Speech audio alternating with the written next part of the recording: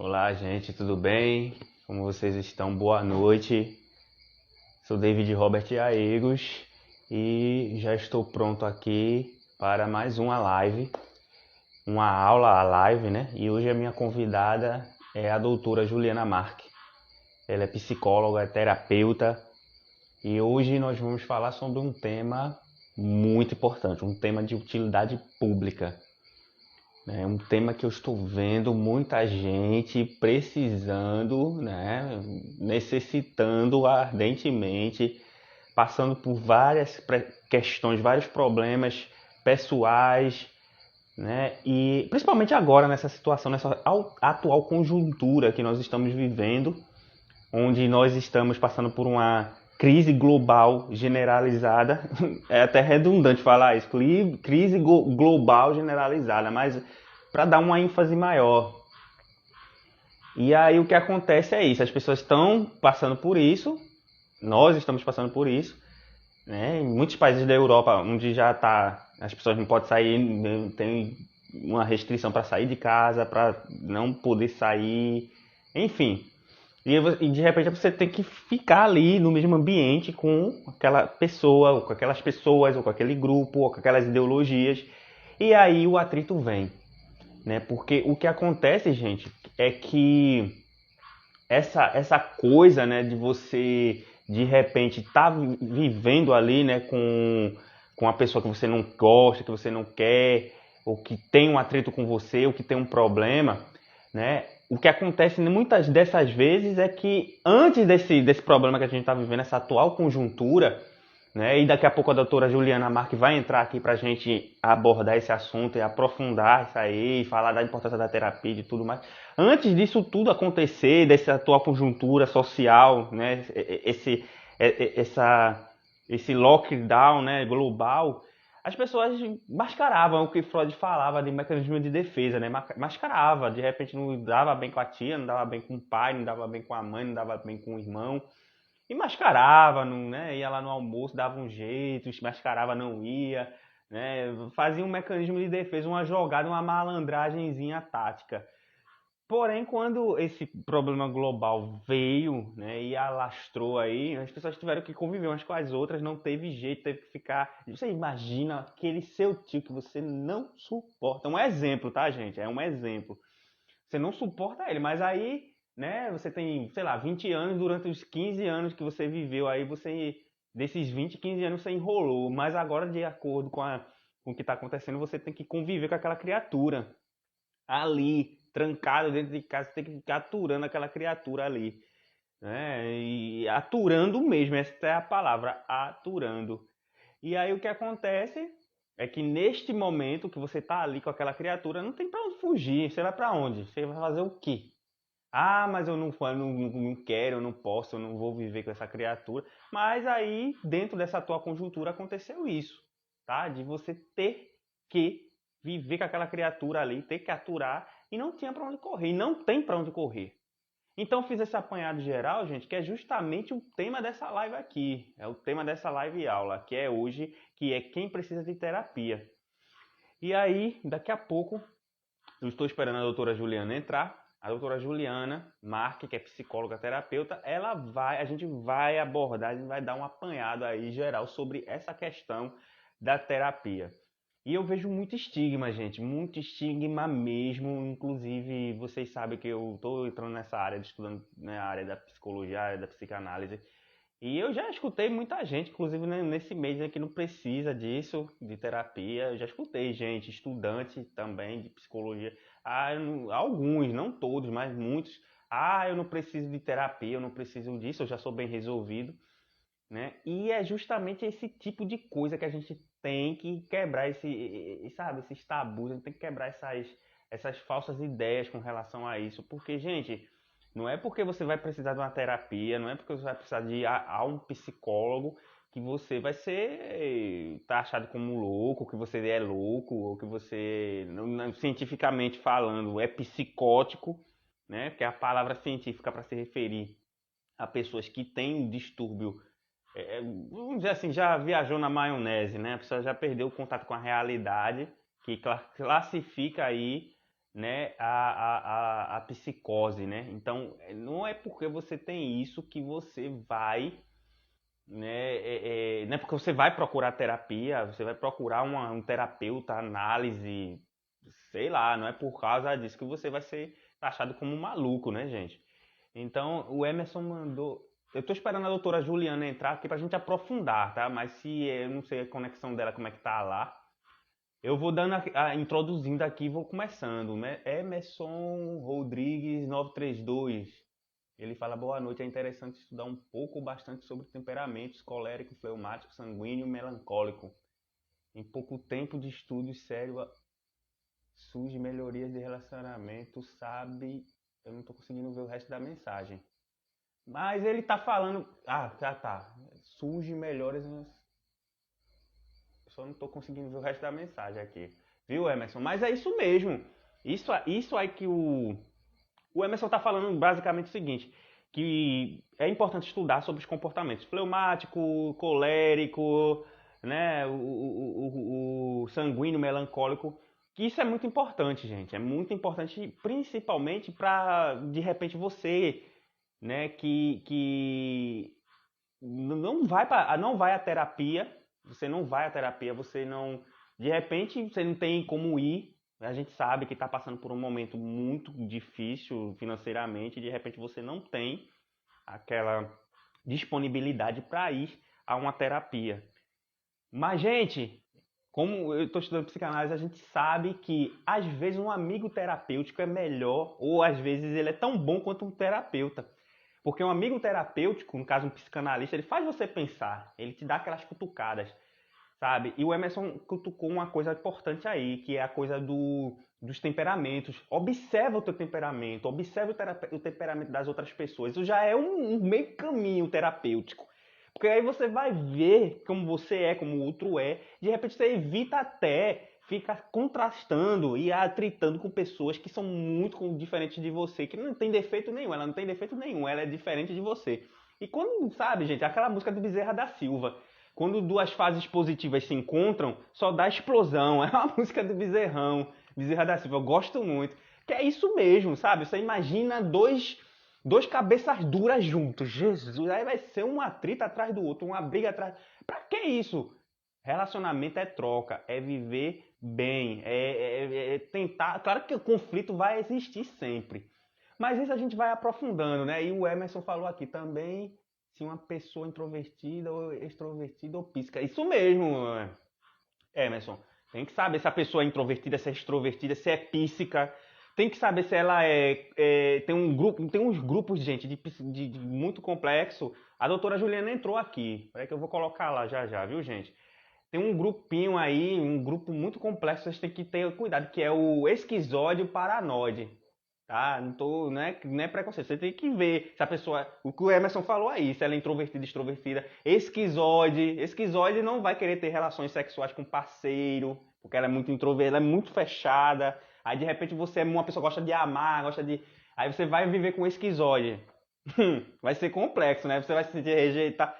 A coisa é séria. Vou colocar a doutora Juliana aqui pra gente começar. Se der uma apanhada, a gente vai agora aprofundar com tudo.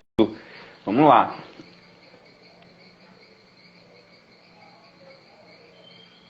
Tô aqui. Opa. Oi, David. Boa noite. Boa noite, doutora. Tá me ouvindo bem? Me vendo bem? Tô sim. E você tá me ouvindo bem também aí? Sim, também. Ótimo. Deixa eu só dar uma regulada nessa câmera pra cá. Pronto, doutora, podemos começar. Eu estava conversando aqui com eles, né, dando uma introdução, uma coisa básica, falando sobre a importância da terapia, né, do cuidado emocional. E um dos nossos live espectadores, né, o Emerson, ele falou a importância dos perfis, né, colérico, melancólico. Aí eu estava falando sobre isso, né, que é importante, que também tem uns esquizóides paranoides, né, também, que é outro tipo de personalidade que Aí é que você vai com a terapia, com o tempo, você vai se vendo, vai vendo o outro e vai amenizando muito conflito, que é inevitável, né, doutora? Em qualquer relação, o conflito faz parte. Gente, você não vai viver com o outro sem ter conflito. Agora, um conflito tem que saber administrar, né? Tem todo um processo. Não é bater no outro, você não precisa gritar para falar uma diferença ou um que não concorda, né? O que a gente vê nesses grupos hoje, né, doutor? É todo mundo, tu é Lula, o outro é ladrão. Aí fica um gritando com o outro. Meu Deus do céu. Mas pode começar, doutora. Pode mandar aula aí pro pessoal. Bom, primeiro eu quero agradecer, David, pelo convite. Dizer que eu sempre fico muito feliz quando me chamam para falar sobre psicologia, psicanálise e terapia, que é um assunto que eu gosto muito.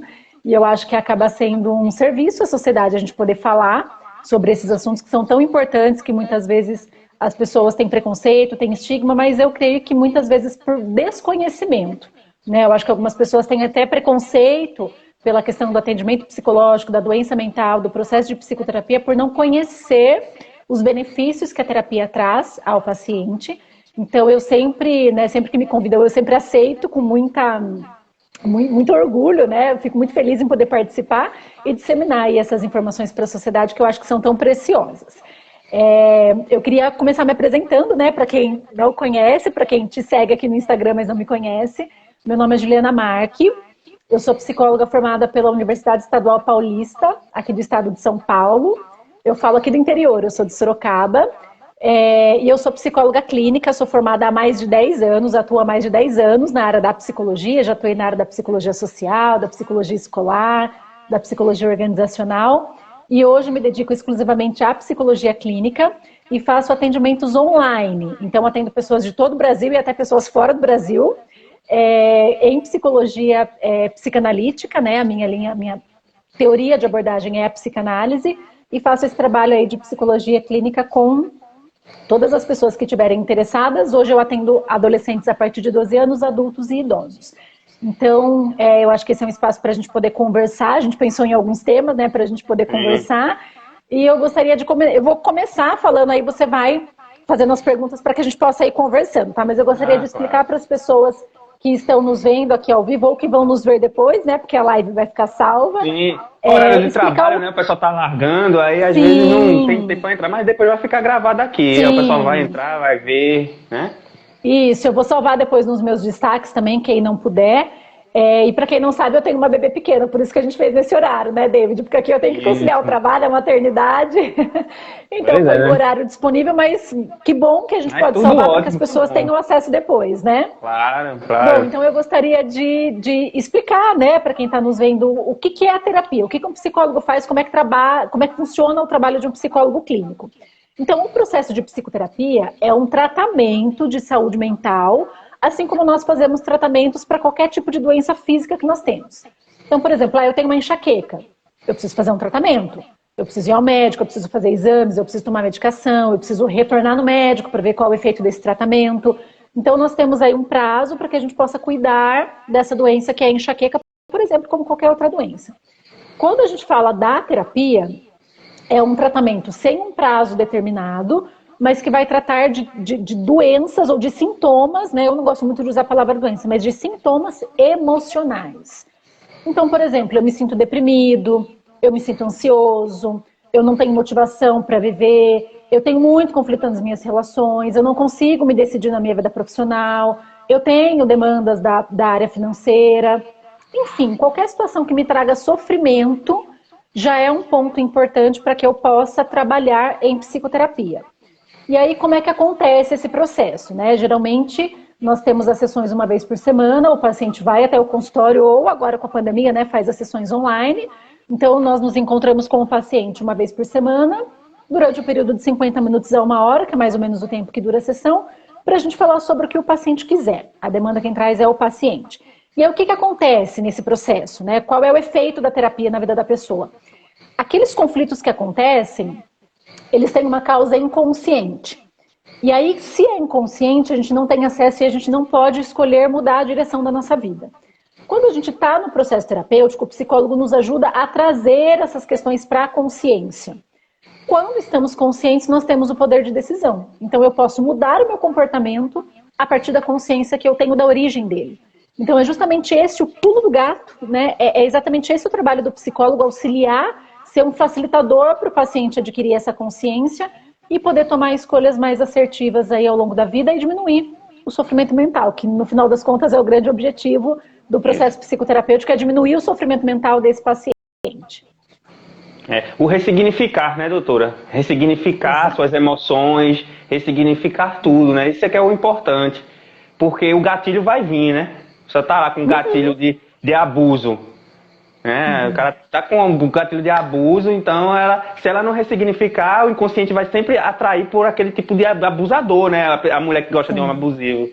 Né? Ela internalizou o amor, o afeto de forma errônea, né? Na infância, na adolescência. Aí, por isso que, gente, aí no processo terapêutico que você, análise, né? Que você vai ressignificar o que a doutora tá falando. É muito importante mesmo, imprescindível. É importante e é um processo muito profundo, né, David? Porque é tão profundo que tem algumas pessoas que não suportam o processo terapêutico, né? Eu já vivi várias vezes essa experiência, né? Pacientes que chegam, fazem 2, 3, 4 sessões e param, né? Porque o processo terapêutico faz com que a gente lide com a nossa dor, faz com que... Porque isso que você falou, ressignificar, é exatamente o que a terapia proporciona para o paciente. E o que é ressignificar? É olhar com outros olhos, é colocar uma outra lente, é olhar com outro significado, é significar de novo. Então, se eu passei por situações de muito sofrimento na minha vida, eu posso permanecer naquele lugar de vítima e permanecer totalmente paralisado diante das situações da minha vida, ou eu posso, de maneira resiliente, compreender que aquilo que aconteceu me gerou uma potência para a vida e que eu posso viver apesar daquela dor. Isso é ressignificar a dor e o sofrimento, né? E a gente consegue fazer isso sozinho? Dificilmente. A gente precisa de um outro olhar do outro para nos dar a mão e para caminhar com a gente nesse contexto. Por isso que é tão importante um profissional. É claro, né, que a gente tem amigos, tem pessoas que nos apoiam, pessoas que nos dão palavras de estímulo, de força, de sabedoria. Mas o processo terapêutico com um profissional, com técnicas, da psicologia, né, com ou da psicanálise, certa, né? Sabendo como fazer, né, doutora? Isso. Uma coisa que você falou, doutora, muito importante, doutora Juliana, é que o terapeuta ou o psicanalista, ele é aquela folha em branco, né? As pessoas já fazem isso, né? Ela já projeta no outro, né? E dentro no terapeuta, né, ela vai projetar no outro. As questões dela, aí, que você falou que não aguenta, vai 2, 3, aí é aí que tá, né? E o terapeuta também tem que fazer, né, doutora? Que eu vejo, estudando, eu tenho amigo que estuda psicologia, né? Eu tô estudando psicanálise, aí a gente vê, né? Tem gente que, já estou resolvido. Gente da área, né? Muitos, não sou todos, que não fazem esse trabalho também, né? De se olhar para não se fazer contra-transferência, né? Como a gente fala na psicanálise, né? Então, mas você sabe, David, que eu entendo que isso é muito mais uma questão do indivíduo enquanto sujeito, enquanto pessoa, do que da profissão que ele exerce, né? Porque eu conheço muitos psicólogos que são extremamente resistentes, que estão na negação, que não conseguem acessar as suas próprias dores. E aí as pessoas vão fazer faculdade de psicologia, não é à toa, né? A escolha da nossa profissão não é algo aleatório. Quando a gente vai para a faculdade, a gente está em busca de respostas, a gente está em busca de algo. E muitas vezes a gente não dá conta. E fica um falatório na sala de aula, doutora, fica aquele falatório, todo mundo querendo fazer terapia na sala de aula. É triste, gente. Ô, Jesus, ali é aula, gente. É claro que você fala uma coisa ou outra, né? Aí ficam querendo se consultar na sala de aula. É isso que a doutora tá falando. É muito triste isso. Porque né? O que eu quero dizer? Que a faculdade de psicologia, ela não resolve as demandas emocionais de ninguém. O que pode resolver é a terapia. Né? É o processo de psicanálise, é o processo de análise, é o processo da terapia. É um tratamento voltado especificamente para a pessoa, né? Porque a faculdade tem por objetivo nos formar enquanto técnicos da área para que a gente possa atender o outro. Mas é muito interessante pensar, David, que é óbvio que nós profissionais da saúde mental não somos perfeitos, não temos a vida toda resolvida. É óbvio que a gente tem demandas. Eu nem quero, viu? Mas... Mesmo quando eu estiver formado, eu não quero ser perfeito. Deve ser muito chato, né? Não. Eu quero ter uns defeitos assim, né? Muito obrigado. Mas é importante a gente buscar uma saúde mental adequada, porque um soldado ferido, ele não pode ir para a guerra. Né? Um médico doente, ele não pode atender um paciente tão doente quanto ele. Nós temos que estar em busca dessa saúde mental, em busca desse bem-estar, para que a gente possa projetar isso no paciente de maneira saudável, porque foi o que você falou, os conceitos de transferência e contra-transferência na terapia, né? Para quem é leigo, para quem não sabe, o que isso significa de uma maneira bem simples? O paciente, ele entra no processo de transferência com o terapeuta durante o processo da psicanalítico, é importante, é necessário que isso aconteça para que a terapia possa ter um efeito. Então, ele projeta muitas demandas no terapeuta referentes à infância dele, né? Ele projeta principalmente a figura do pai e da mãe no terapeuta, em busca de algumas respostas referentes à infância dele. E acontece o contrário também, o terapeuta projeta muitas questões internas dele no paciente como uma resposta ao processo terapêutico. Então isso, claro que acontece de maneira inconsciente, óbvio, né? Ninguém tem consciência exata de que isso está acontecendo, e é importante que aconteça. Então, vamos pensar, dar um exemplo prático, né? Por exemplo, eu sou uma psicóloga que eu sofri abuso sexual na infância. Se eu não tenho isso bem resolvido dentro de mim, na minha própria psicoterapia, quando chega um paciente com essa demanda, vai confundir tudo na minha cabeça, aquilo vai virar um bololô, né? Que ninguém vai conseguir resolver. Então, o que vai acontecer? Eu vou chorar com o paciente na sessão quando ele estiver me contando sobre o abuso que ele sofreu.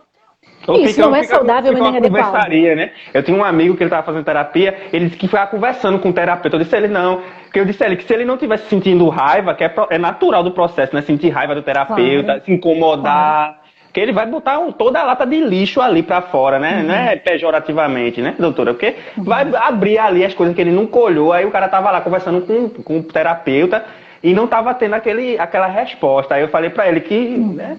Agora, de uma forma bem neutra, né? Porque talvez o terapeuta esteja esperando um momento, né? Não quer dizer também que ele, né? Que a gente também não vai julgar, né? Talvez ele esteja dando uma iniciação, não sei, né? Mas a doutora tem mais experiência.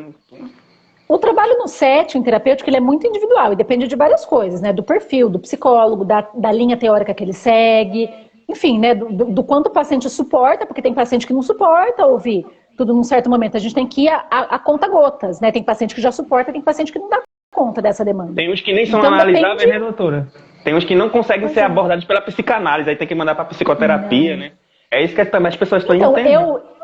Eu compreendo, David, que a psicologia, ela é para todos, mas a psicoterapia não é para todos, porque não é todo mundo que suporta esse processo, né? Então, eu acho que nós, enquanto profissionais, a gente tem que perceber essas características do nosso paciente e compreender que o lugar da clínica, né, que o setting terapêutico é um lugar de confronto com a própria história, com as próprias dores. Não é um lugar para a gente passar a mão na cabeça do paciente ou para a gente... Eu percebo que muitos pacientes eles vêm com essa demanda para o consultório, né? Querem que o psicólogo valide as questões, os sofrimentos dele. E aí, quando a gente confronta, ao invés de validar, porque a gente entende que se a gente validar, a gente vai fazer com que o paciente permaneça na zona de conforto. E se a gente confrontar, a gente vai dar uma força de vida para ele seguir, a gente percebe que muitos pacientes não dão conta. Alguns no começo se assustam, mas entendem que é isso o ressignificar da dor. Outros não dão conta e saem do processo. Mas a psicoterapia, né, a terapia psicanalítica, ela confronta demais o sujeito. Mas eu entendo que esse é o único caminho que nós temos para uma ressignificação, para uma elaboração e para uma potencialidade, né, para que a gente faça com que aquela dor se torne potencialidade para a gente poder ir para a vida. Porque se a gente não enxerga dessa maneira, a gente permanece naquele lugar de vitimismo, de autopiedade, de autossabotagem, e aí nada acontece. E chega no consultório culpando a mãe, o pai, o tio, o cachorro. Nunca olha para si, né? Porque relacionamento são duas partes. Se tá dando algo errado, você tem sua responsabilidade e o outro tem. Às vezes o outro é 70, você é 30, né? Às vezes o outro é 80, você é 20, mas você tem sua parcela. E esse é um trabalho do terapeuta, né, doutora? Fazer a pessoa reconhecer que ela não é o outro, é você. Né? Aí chega lá e tem que fazer a pessoa, né? É complicado, né? Muito complexo. É muito comum as pessoas chegarem, né, para a terapia com uma expectativa de que o outro vai mudar. É aquilo que eu falei antes, né? A pessoa quer um aval do psicólogo para dizer que ela tá certa, por exemplo, né? Que ela tá certa e que o marido tá errado, então que o marido tem que mudar. Porém, o processo de psicoterapia, o tratamento de saúde mental, ele não tem o poder de atingir o outro, ele tem o poder de transformar apenas o paciente que está lá no consultório buscando esse atendimento. E eu costumo dizer para os meus pacientes que nós nós vivemos num sistema, nós vivemos numa dinâmica, né? A nossa vida não é isolada, nós não estamos aqui sozinhos nesse mundo, nós vivemos com relações afetivas, com vínculos, com afetos e numa dinâmica familiar, numa dinâmica de relacionamentos, num sistema familiar. Quando nós aceitamos esse processo de mudança de ressignificação, verdadeiramente, de maneira genuína, é muito provável, David, e isso eu falo porque eu acompanho esse processo dos meus pacientes, que as pessoas ao nosso redor também comecem a mudar, a partir da nossa mudança, né? Porque nós colocamos limites, nós ressignificamos muitas coisas, nós mudamos o nosso posicionamento. Então, como a gente vive nessa teia, nessa cadeia, nesse sistema, é esperado que os outros também mudem. Não mudem para o nosso favor, né? Para ser do jeito que nós queremos, mas mudem para que a relação seja mais saudável. Então, essa mudança nós não podemos, nós não devemos, não é saudável a gente colocar essa expectativa de mudança no outro. Nós precisamos iniciar a mudança, né, a partir das nossas próprias perspectivas. E aí, de maneira natural e gradativa, o sistema todo tem a possibilidade de mudar. Isso. Aí a gente já falou que é terapia, né? Os tópicos que a gente montou lá, né? Pra gente ir abordando, pra ficar bem dinâmico, né? E você tem mais alguma complementação sobre essa questão da terapia em si, né? Porque é uma coisa, doutora, que eu queria que a gente deixasse bem, que é um serviço que a gente está prestando aqui de utilidade pública, que é terapia, que foi o que eu estava falando antes de a gente começar, que as pessoas estão trancadas dentro de casa, aí de repente tem que se olhar agora, né? Não tem mais mecanismo de defesa. Não tem como sair agora e voltar amanhã de noite, né? De repente, com essa situação que a gente está passando. Eu acho que contextualizando para o momento da pandemia que a gente está vivendo, David, eu acho que antes da pandemia, quando a gente tinha uma possibilidade de viver em sociedade, muitas coisas nos distraíam das nossas próprias dores. Então a gente ia para os bares, a gente bebia, a gente se relacionava, a gente namorava, a gente conhecia pessoas, a gente consumia, a gente comia, enfim, né? Nós tínhamos muitas distrações, entre aspas, para não olhar para as nossas demandas internas. Hoje, que a gente está dentro de casa, que, né, o comércio fecha e abre o tempo todo, que a gente não pode mais estar, né, convivendo em sociedade de maneira mais intensa. Isso parece que por um lado, claro que é ruim, é péssimo, né? A gente não poder mais ter esse convívio social. Mas, por outro lado, eu acho que fez com que a gente enxergasse as nossas próprias demandas, as nossas próprias dores. E aí eu ouço muitas pessoas falarem assim, na pandemia eu fiquei deprimido, na pandemia eu fiquei ansioso, na pandemia eu passei a comer mais, na pandemia eu fiquei, né? Como se fosse a pandemia, já está projetando para a pandemia, né? Quando ele já estava, não estava olhando o sintoma, né? Já estava, né? Perfeitamente. A pandemia, David, ela só veio para potencializar aquilo que já estava dentro de nós. Então, se eu já era deprimido, se eu já era ansioso, se eu já comia em excesso, se eu já estava acima do peso, se eu já tinha um relacionamento conturbado, a pandemia só potencializou. Muitos casais se separaram na pandemia e atribuíram à pandemia a questão da separação, né? Eu não vejo dessa maneira. Eu creio que provavelmente já era uma relação que tinha demandas, não foram olhadas de maneira adequada e na pandemia, com a necessidade de ficar mais tempo junto, ficou insuportável. Né? Não tinha mais o que tirasse o foco daquela relação que já estava, por qualquer motivo que seja, né, complicada, enfim. Não tinha nem amante, né, doutora? Que a amante, ela serve como mecanismo de fuga, né? Às vezes ela mantém um casamento, a amante, né? Porque o casamento tá ruim, de repente não tem um sexo bom, a amante dá o sexo e o casamento continua. Que ela não entende isso, que se ela quiser aquele homem que de repente pode ficar com ela, né, que ela destruiu o casamento, mas que não tá mais dando certo, ela tem que saber fazer isso, né? E a pandemia até isso fez.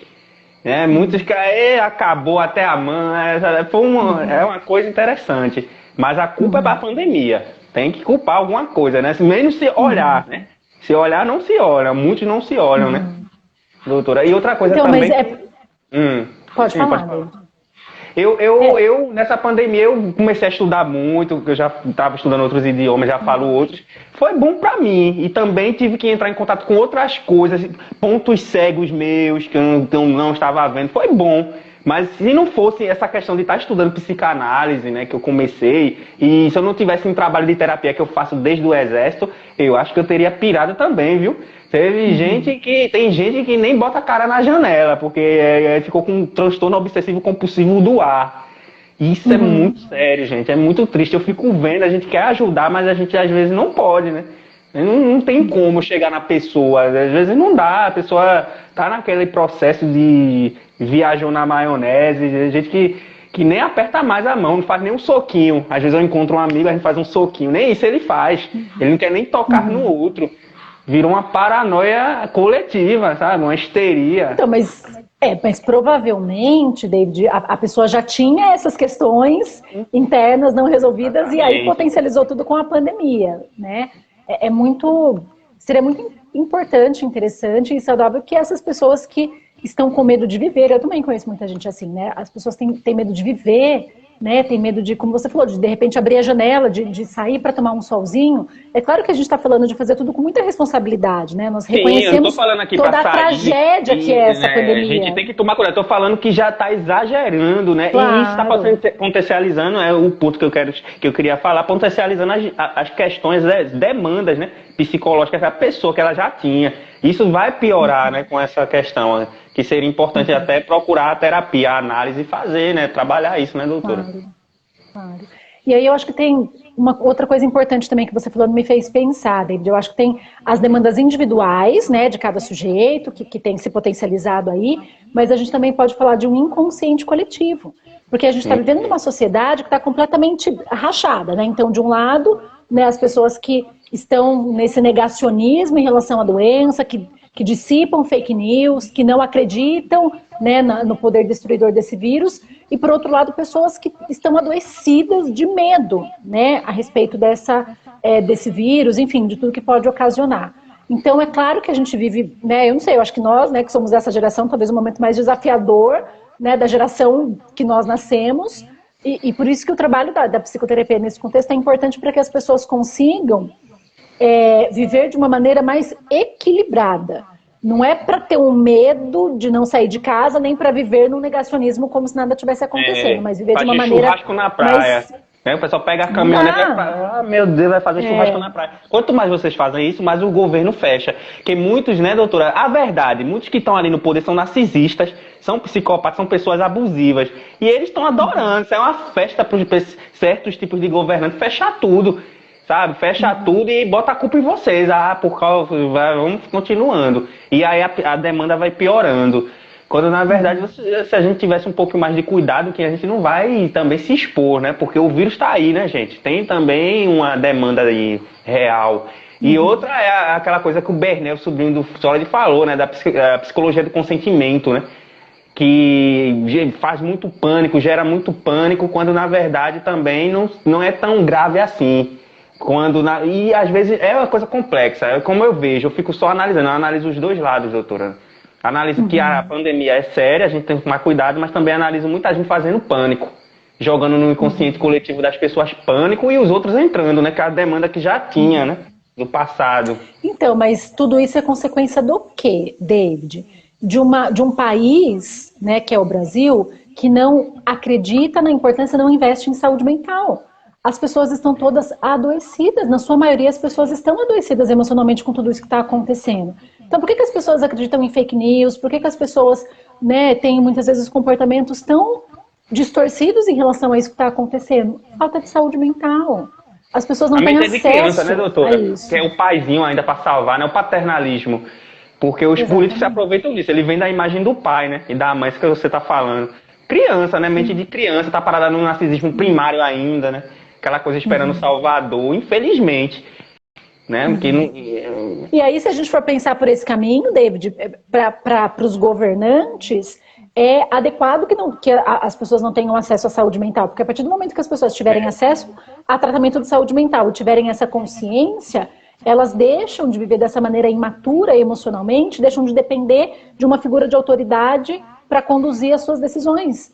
Né? Como você falou, as pessoas elas não têm esse entendimento, porque tudo acontece de maneira inconsciente, nós não conseguimos olhar para isso de uma maneira consciente. Então, eu acho que dá para a gente entrar num tópico que é importante também, né? Que a gente pensou aí para falar. A questão da psicoterapia, quem pode ter acesso à psicoterapia? Qualquer pessoa que deseje e que tenha interesse, né? Os psicólogos, eles atuam, os psicólogos clínicos, né, atuam em várias frentes, e aí eu acho que entra numa questão muito importante, que é condições financeiras de arcar com o custo de um tratamento de psicoterapia. Não é todo mundo que tem condição financeira para isso. Então, existem algumas possibilidades que eu queria falar de como as pessoas podem ter acesso. Eu ia perguntar isso. Né? Eu ia perguntar, foi o O que meus serviço de amigos saúde mandaram pra mental. mim. Eu quero. Ele até brinca, né? Bota a culpa na financeira. Eu quero, mas eu não tenho dinheiro. Eu falei, não, assista a live lá depois, se não puder na hora, depois a doutora vai dar uma. Eu já imaginei. Tá. Eu vou começar de trás para frente só para a gente ter essa noção. Então, eu, por exemplo, eu atendo apenas particular. Eu não atendo plano de saúde, não atendo serviço público, atendo apenas particular. Muitas pessoas falam, mas eu não tenho dinheiro para fazer terapia. Eu sei que muitas pessoas realmente não têm. Só que eu acho que em alguns casos, David, não é nem a questão de não ter dinheiro, a questão é de não priorizar, porque nós priorizamos aquilo que para nós é mais importante. Né? Então, assim, eu não tenho dinheiro para fazer terapia, mas eu tenho dinheiro para ir para academia, eu tenho dinheiro para todo final de semana comer uma pizza. É o mesmo valor que você vai gastar numa academia por mês, comer pizza todo fim de semana, ou, sei lá, fazer qualquer outra coisa. E eu nem estou dizendo que isso não seja prioridade. Para algumas pessoas, a academia é prioridade, o lazer é prioridade, comprar roupas é prioridade, mas é isso que eu quero trazer para reflexão.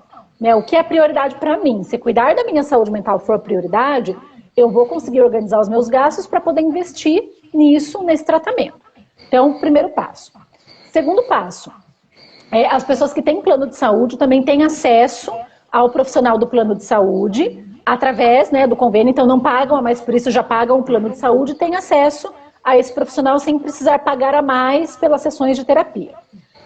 As pessoas que fazem terapia particular, né, no caso dos meus pacientes, eles também podem solicitar o reembolso para alguns planos de saúde que fazem o reembolso mediante recibo, ou até declarar esse recibo no imposto de renda que eles vão ter abatimento do valor devido ao governo. Então, se a pessoa fizer terapia particular, ela pode conseguir o reembolso desse valor ou abater um pouco no imposto de renda quando ela declara lá, né, no começo do ano.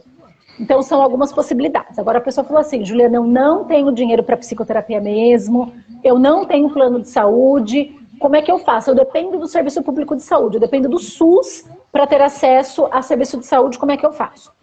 Aí depende de cada município, né? Porque a política do Sistema Único de Saúde, ela é definida de acordo com a população de cada município.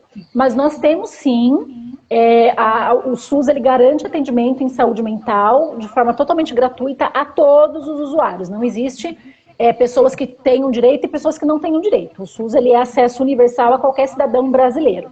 Então, tem psicólogos que atendem em unidades básicas de saúde, que a gente chama de postinho de saúde, né? Mas o nome certo o nome formal é unidade básica de saúde, que as pessoas podem ir até o local e solicitar um atendimento, claro, que vai ter uma fila de espera, que vai ter que vai demorar o atendimento, que são poucos profissionais, a gente sabe de todas as demandas do SUS. E também tem os CAPs, que são os Centros de Atenção Psicossocial, que são os serviços do Sistema Único de Saúde, que são específicos para atendimento de demandas de saúde mental. Aí a gente inclui atendimento infanto-juvenil, que são crianças e adolescentes, o atendimento adulto para pessoas com demanda de saúde mental e o atendimento para pessoas que tenham alguma questão de dependência de álcool ou drogas. Então, todas essas abordagens são os CAPs que atendem. São todos os municípios que têm CAPs? Infelizmente não, por conta da quantidade da população, né, quantidade de habitacional. Mas os que não têm CAPs têm pelo menos uma unidade básica de saúde que deve ter um psicólogo. Então as pessoas podem se informar na cidade onde elas moram, podem ir até a UBS mais próxima, ao postinho de saúde mais próximo, pedir a informação, solicitar informação a respeito de como pode ter acesso a um tratamento de saúde mental com psicólogo pelo SUS, né, pelo Sistema Único de Saúde. Acho que ficou claro, né, David, que todo mundo no Brasil tem direito ao acesso a profissional de saúde mental. Sim, tem. E tem os alunos de escola de psicologia, né, doutora? Por exemplo. Perfeito, né? Esqueci deles. Isso, fala, David, você. Não, pode falar, doutora. Pode falar. Pode falar. Nas cidades. Você explica bem didaticamente, é bom, porque aí eles escutam a profissional que está na prática, né? Vendo todo dia a coisa, né? Bem legal. É verdade, David, que bom que você me lembrou. Nas cidades onde tem faculdades de psicologia, em toda a faculdade de psicologia, né, eu era estudante, a gente tem que fazer estágio.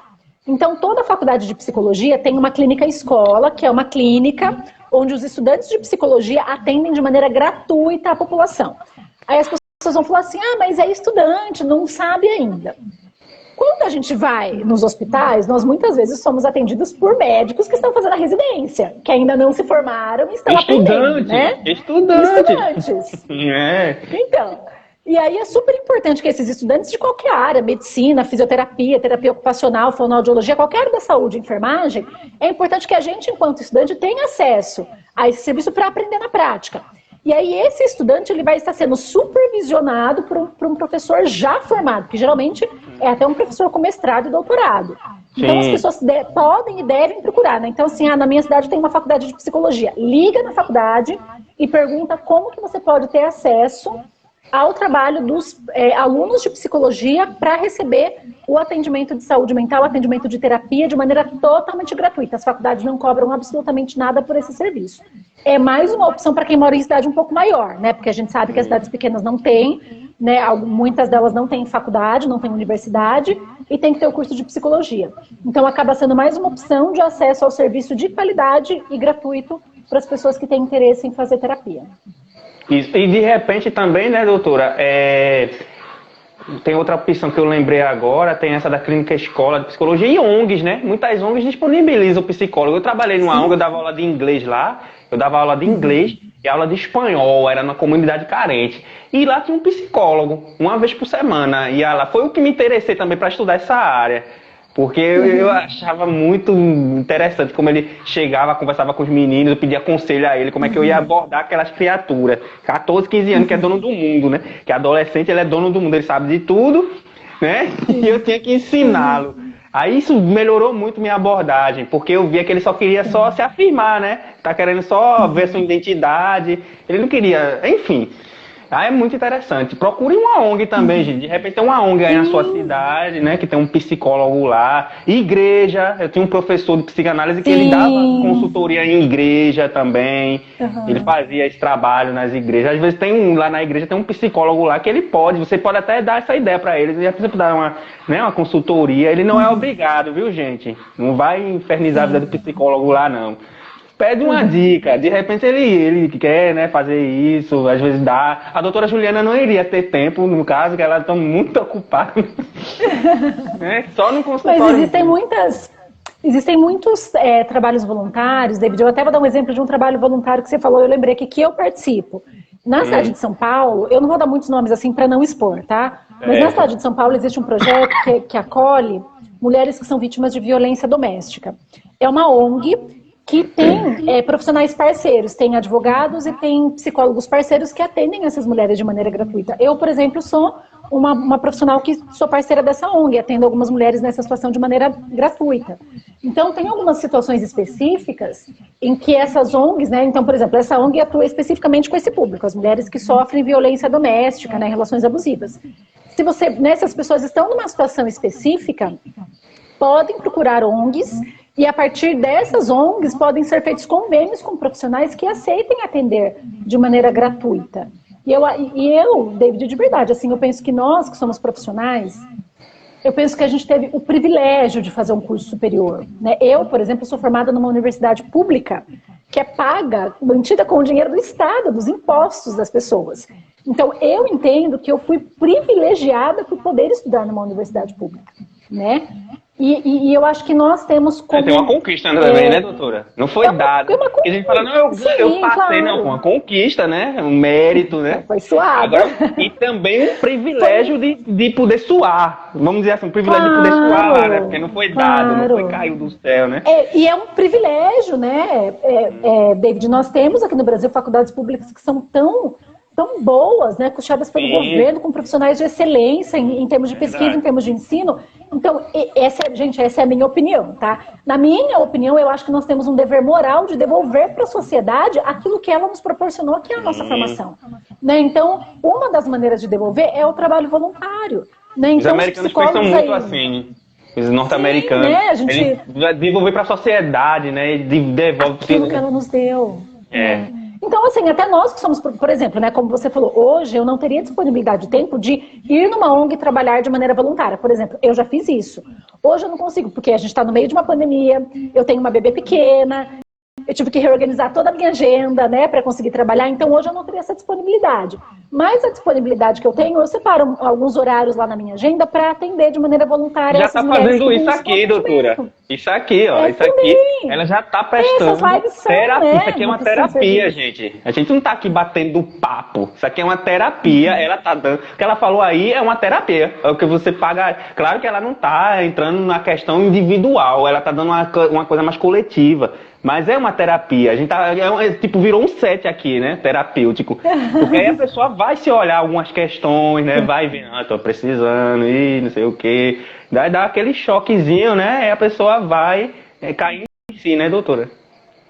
Já é uma terapia, ela já está prestando um serviço Eu acho que público. prestar informação, David, é sempre uma maneira da gente poder levar orientação para as pessoas para que elas possam olhar para as suas demandas e buscar uma ajuda específica, né?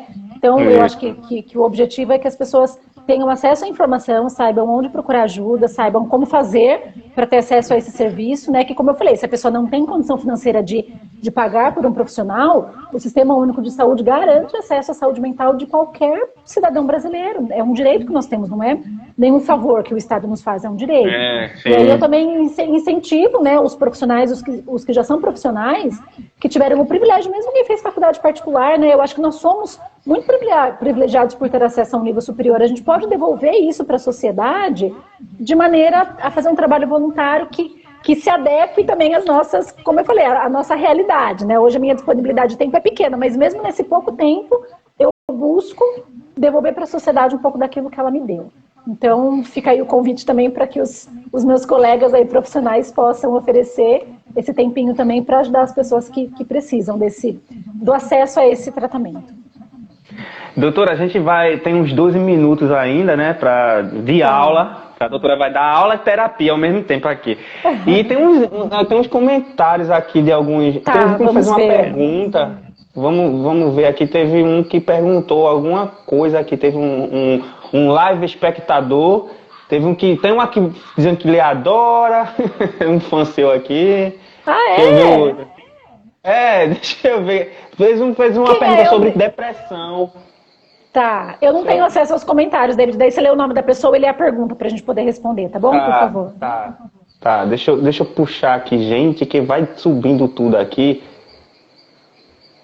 Gente do céu. Teve um que perguntou uma coisa bastante interessante. Sobre... Tem um que tá falando aqui, é o Elenilson, ele é professor de teologia, amigo meu. Tá falando, a terapia é muito importante para quem é líder, mas os religiosos não buscam fazer terapia como deveriam. É um tema importante, né, doutor? Principalmente agora com os líderes religiosos, as pessoas vão correr para eles, não é? Sim. Gostaria que a doutora falasse um pouco sobre isso. Eu vou falar sobre isso. Eu só quero... Eu consegui acessar aqui os comentários. Eu só quero falar oi para Karen, que é a minha amiga que está aqui na live, e para o Ironildo também, que é um querido. Já fiz live com ele, também está aqui. Obrigada por vocês estarem aqui. É um assunto muito interessante esse. David, daria uma live só sobre esse tema, tá? A gente poderia fazer uma live só sobre isso, que daria mais de uma hora aí de conversa, mas para a gente abordar de uma maneira objetiva e simples, né? Para a gente poder pensar.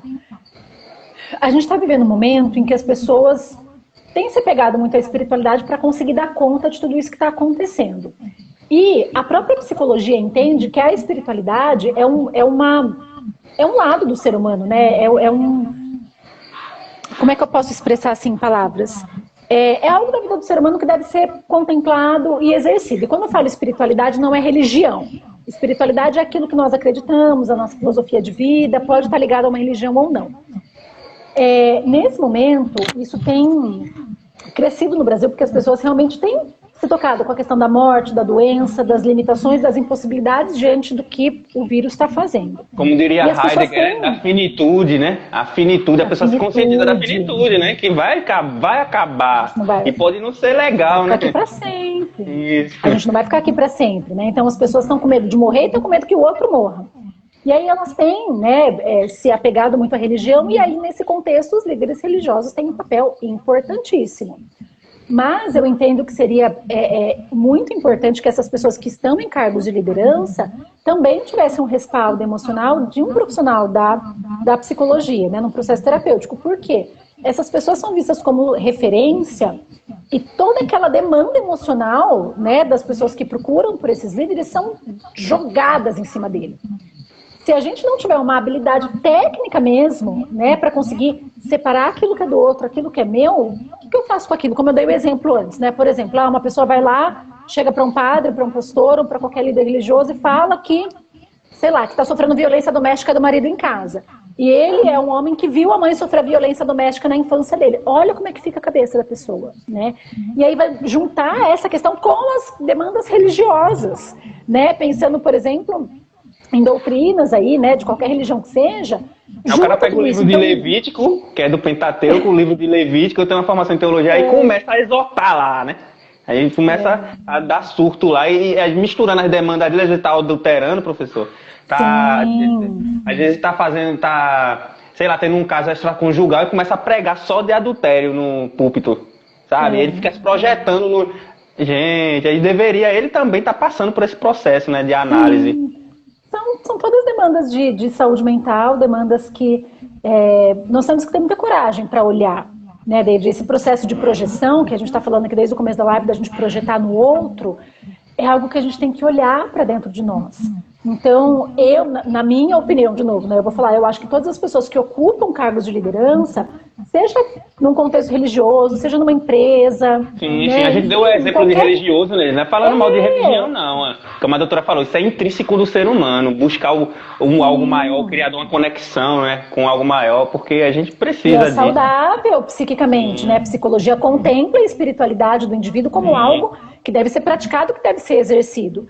Então, as pessoas que estão em posição de liderança, seja dentro, né, de uma doutrina religiosa, de uma empresa, até de uma família, né? A gente sabe que tem líderes aí nas famílias, né? Muitas vezes pai e mãe não estão dando conta do que está acontecendo nessa pandemia com os filhos. É importante ter um respaldo de um profissional que consiga tecnicamente ofertar uma visão para o mundo que ofereça mais qualidade de vida para o paciente, para o sujeito, né? Isso é importante. Então, fica aí meu convite para reflexão, né? Eu acho que a questão de hiperterapia é uma decisão muito interna, subjetiva, mas eu acho que se a gente puder pelo menos pensar sobre isso, já é algo positivo, a gente já consegue sair do lugar, né? Não fica lá enraizado que nem uma árvore que não sai do lugar para nenhum outro lado. Na zona de conforto, como você falou lá atrás, né?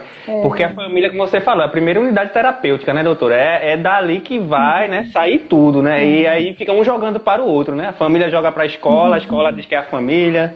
Aí ninguém assume essa cultura de não assumir responsabilidade. Infelizmente, nós temos no Brasil.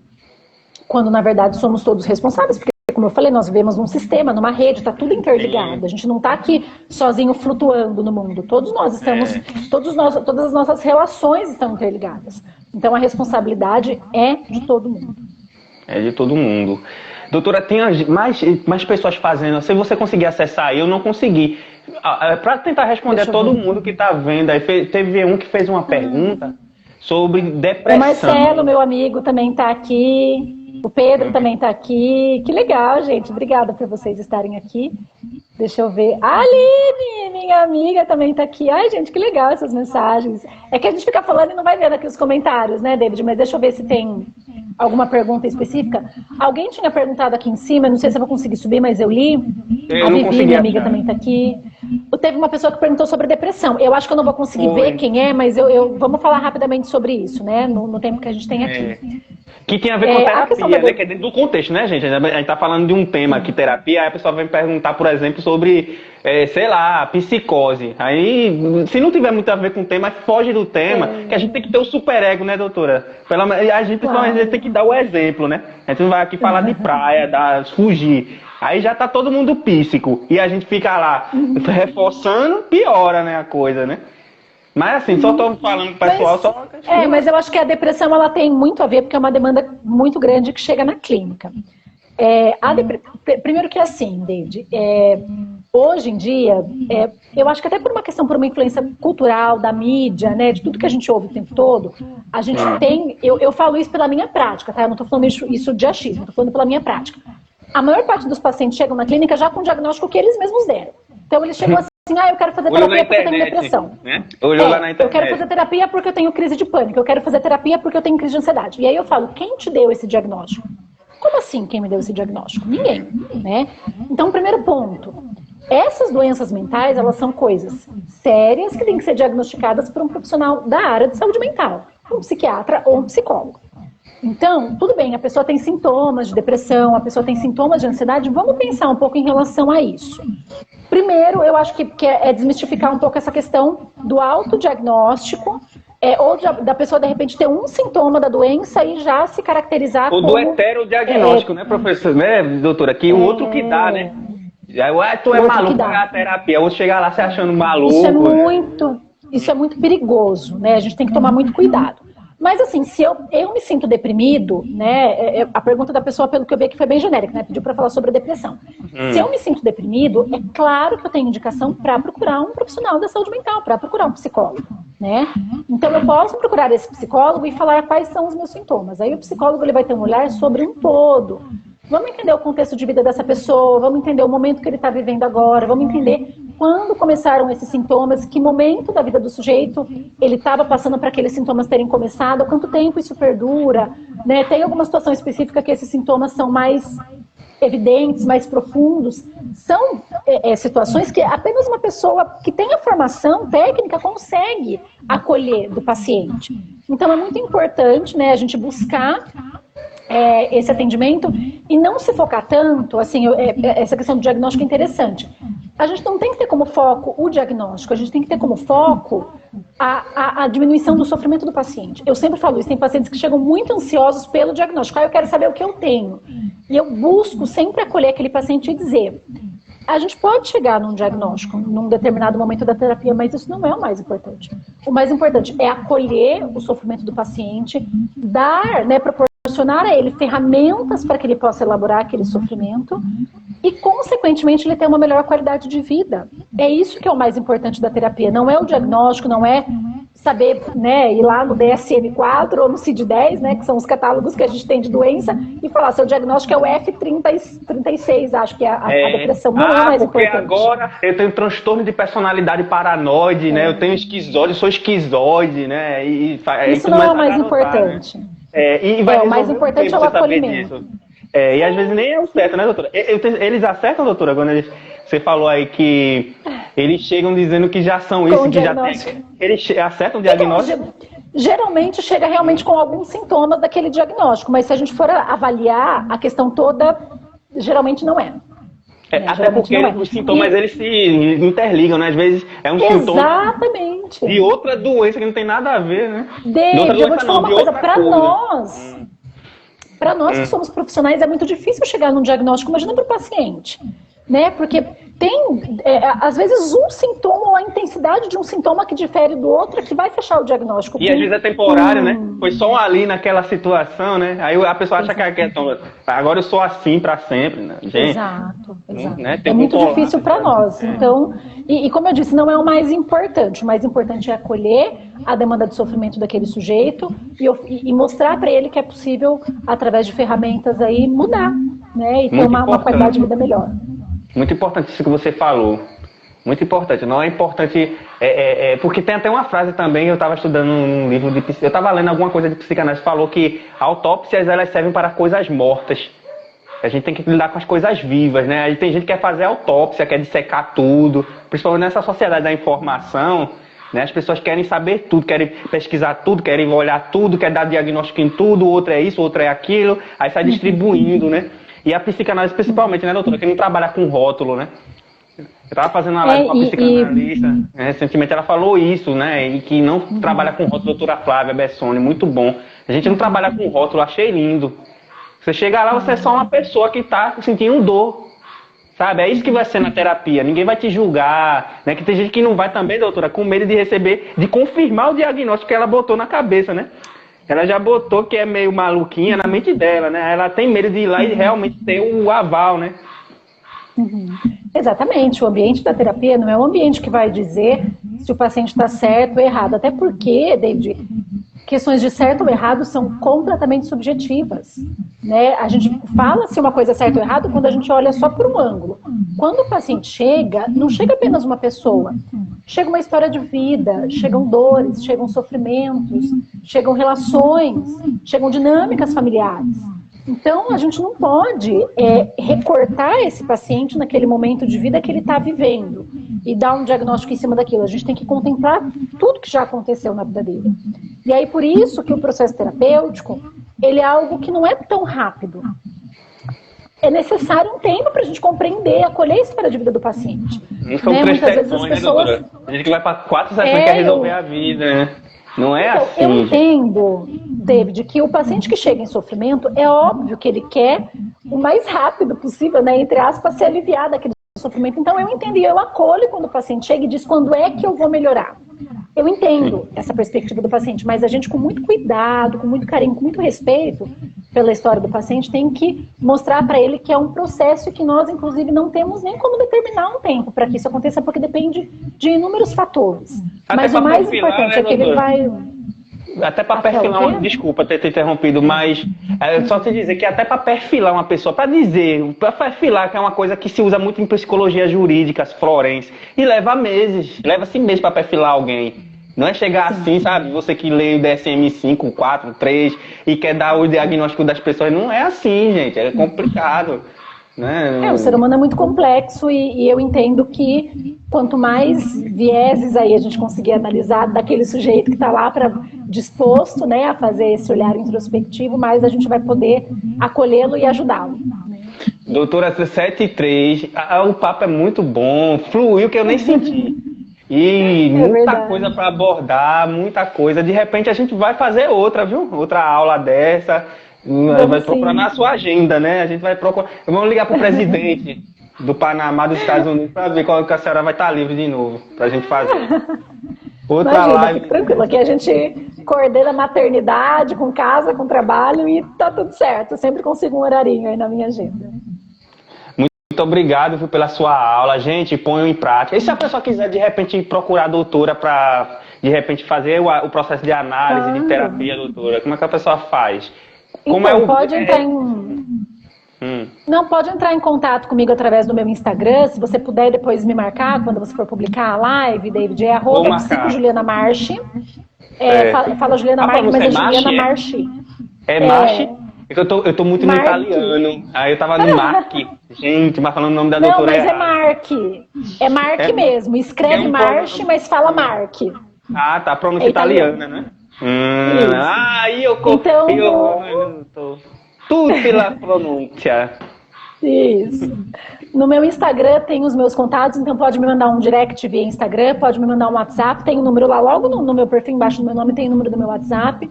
Entre em contato comigo. Eu tenho ainda poucos horários disponíveis, mas eu tenho na minha agenda para esse ano. É só entrar em contato que a gente conversa qualquer tipo de informação, valor da sessão, disponibilidade de horário, como acontece a psicoterapia, como que a gente faz online, que as pessoas têm muita dúvida, né, sobre isso. Sim. Me manda por direct ou manda no meu WhatsApp que eu respondo o mais rápido possível para que a gente possa começar esse processo. E também para quem de repente não quer fazer terapia, mas quer acompanhar o meu conteúdo, David, pode me seguir lá no Instagram, um Instagram profissional, que eu divulgo muito conteúdo a respeito da psicologia, da psicoterapia, da psicanálise. Pode me seguir lá, que tem bastante informação também para a gente trocar. E também, se tiver alguma dúvida sobre a live, alguma coisa que a gente não conseguiu responder, manda por direct para mim que a gente também conversa. Isso, gente. Obrigado, doutora, pela aula. Eu que agradeço, foi muito bom. Agradeço a todos que entraram, que fizeram a pergunta. Muito obrigada. É isso, gente. Boa noite, tchau. Obrigada, até a próxima. pessoal. Até a próxima. Tchau, tchau.